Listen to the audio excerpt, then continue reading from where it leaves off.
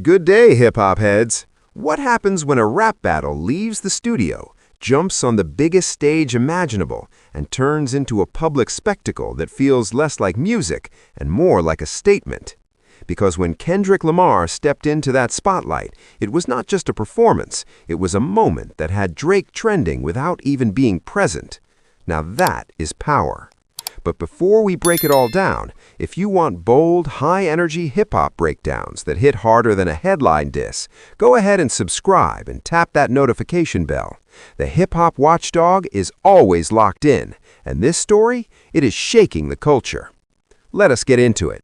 Because this was not just about music, this was about control. From the very first second, Kendrick did not just walk on stage, he owned it.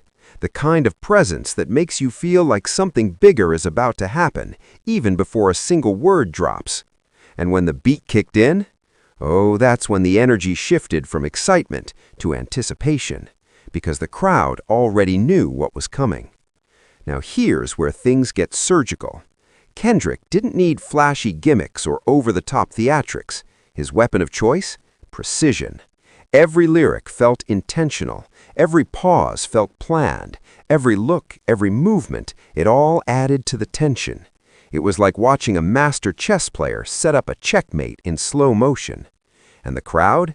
They were not just watching. They were participating, reacting, echoing, feeding off every bar like it was oxygen.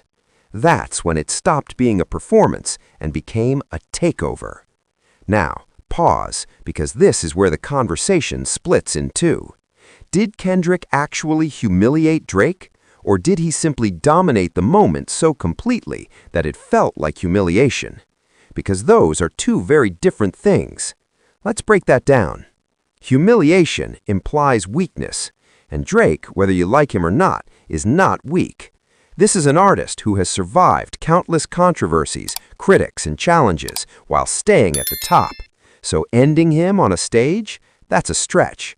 But dominating the narrative, that's exactly what Kendrick did. And in today's world, narrative is everything. It's not just about what happens, it's about how people remember it. And right now, people remember that moment as Kendrick taking control of the entire conversation. Now, let's talk about the psychology behind this, because this was not just about dissing Drake, it was about influencing how millions of people see him. Think about it like this. If enough people hear the same message, repeated with confidence and backed by energy, it starts to stick.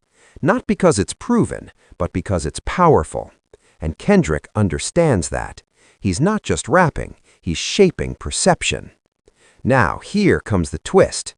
Drake wasn't even there, and somehow he was the most talked about person in the room. That's the kind of impact we're dealing with. It's like being the main character in a movie you didn't even show up to film. Now flip the lens again. Could this moment actually benefit Drake? Because here's the thing, attention is currency, and whether it's positive or negative, it keeps you relevant. Every mention, every debate, every reaction, it all adds fuel to the fire. So while Kendrick was controlling the stage, Drake was still controlling attention, and that's a game within the game.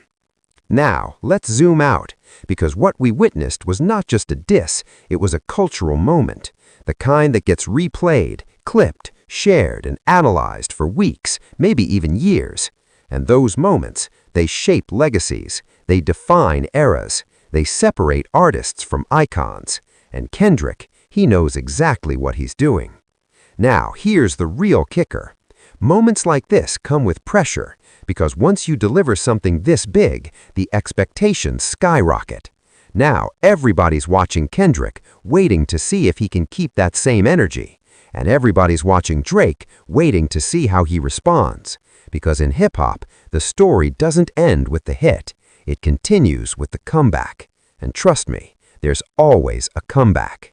So, did Kendrick Lamar humiliate Drake on the biggest stage?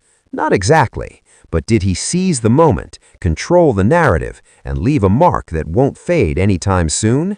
Absolutely. And in this game, that might be even more powerful. Thank you for watching.